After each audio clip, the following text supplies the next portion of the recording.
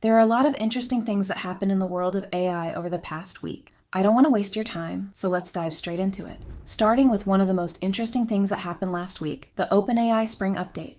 They released a new model, GPT-4o, which is as intelligent as GPT-4 but much faster, and the new model is now available for free. They also released the ChatGPT desktop app, which is currently available for paid users. But the most exciting features about this release are the real-time voice mode and vision capabilities. And in fact, what if I were to say that you're related to the announcement, or that you are the announcement? Me? The announcement is about me? Well, color me intrigued. Now, GPT-4o will be able to see and react in real time to things you show through the camera. It also has a human-like voice assistant, with which you can interact and get responses in real time. Overall, this update focused on improvements for free users, giving us access to GPTs, memory, browsing, and so much more. Many of these features are still unavailable, but they will be rolled out in the coming weeks. I already made 3 videos about this update, so feel free to check them out after you watch this one. The day after that, there was a similar presentation from Google, which many people criticized for being long compared to OpenAI's, boring, and sometimes cringe. Yeah! Google!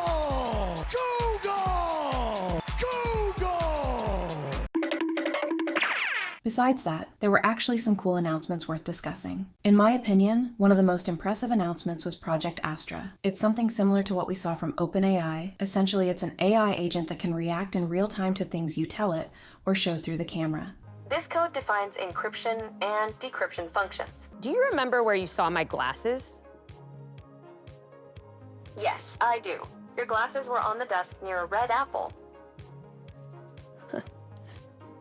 But unlike OpenAI, Google showed us a pre-recorded video, so I'm not sure how it will actually work. And even in this pre-recorded video, it looks much slower than what we saw from OpenAI. They also introduced a new model, Gemini 1.5 Flash, which is a lighter version of Gemini 1.5 Pro. There's nothing particularly special about it. It's just faster and I think cheaper than the Pro version, but it still supports multimodal reasoning capabilities. As for Gemini 1.5 Pro, they also expanded the context window to 2 million tokens. They also announced a new generative video model called Veo. It's similar to what OpenAI is doing with Sora. It looks pretty good. Veo can generate 1080p videos longer than 1 minute, and the quality is quite good, but it doesn't seem as impressive compared to Sora. All other updates were related to integrating Gemini into most of their other products: Google Workspace, Google Search, Gmail, and so on.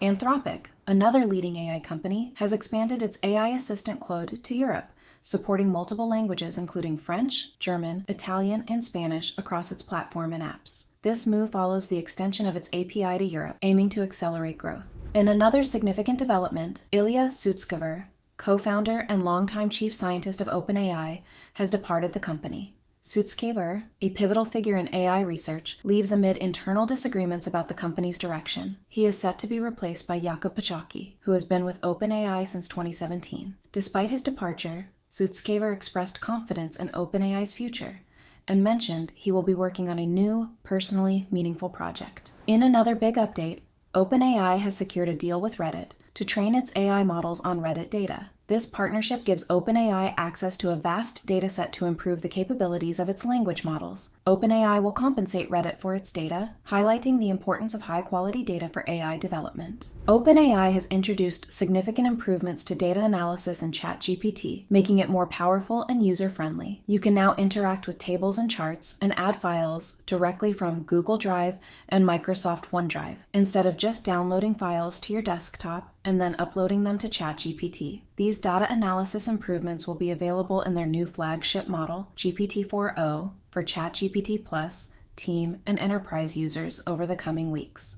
One of the coolest new features is the ability to work on tables in real time. When you add a dataset, ChatGPT will create an interactive table that you can expand to a full-screen view, allowing you to follow along as it updates during your analysis. This makes it super easy to manage and visualize your data. You can now also customize and interact with bar, line, pie, and scatter plot charts directly in the conversation. Want to ask questions about specific data points or change the colors to match your presentation theme? No problem. Simply hover over chart elements to get more details or make adjustments on the fly. These updates aim to simplify complex data tasks, making them accessible to beginners while saving experts valuable time on routine processes. OpenAI is also emphasizing data security, ensuring that your information is protected while you work. In summary, these enhancements make ChatGPT an even more versatile and powerful tool for data analysis. Whether you're a seasoned data scientist or just getting started, these new features will help you work more efficiently and effectively. I'm testing this AI news format on my channel, so let me know in the comments if you like these shorter updates covering only the big news,